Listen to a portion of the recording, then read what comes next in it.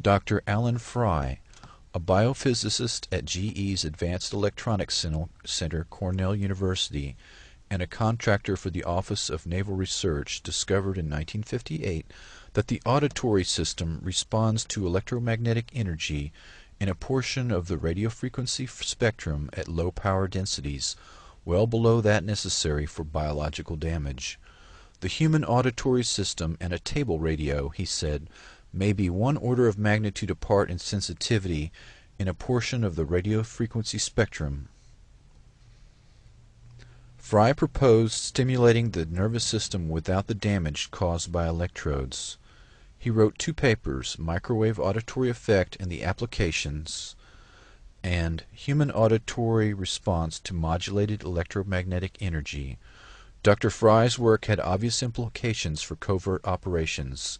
He synchronized pulse microwaves with the myocardial rhythm of a frog's heart. The heart stopped beating. Dr. Frey had perfected the induction of heart seizures by beamed electromagnetics. He microwaved cats and found that stimulation of the hypothalamus had a powerful effect on emotions.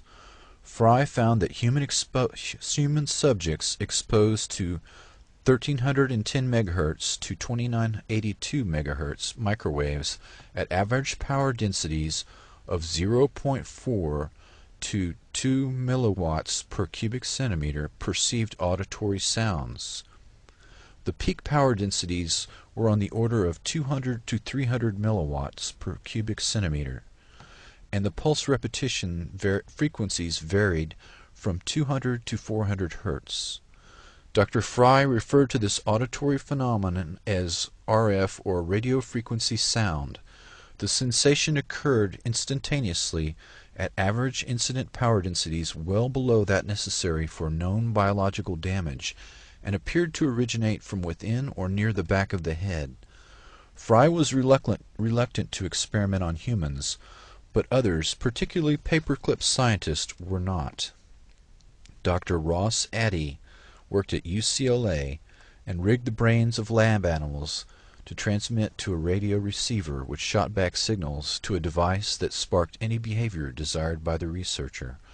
Dr. Addy worked closely with émigré Nazi scientists after World War II. Addy determined that emotional states and behavior can be remotely influenced merely by placing a subject in an electromagnetic field. By directing a carrier frequency to stimulate the brain and using amplitude modulation to shape the wave to mimic a desired EEG frequency, he was able to impose a 4.5 CPS theta rhythm on his subjects and put them to sleep. Dr. Joseph Sharp and Alan Frey experimented with microwaves seeking to transmit spoken words directly into the audio cortex via a pulsed microwave analog of the speaker's sound vibration.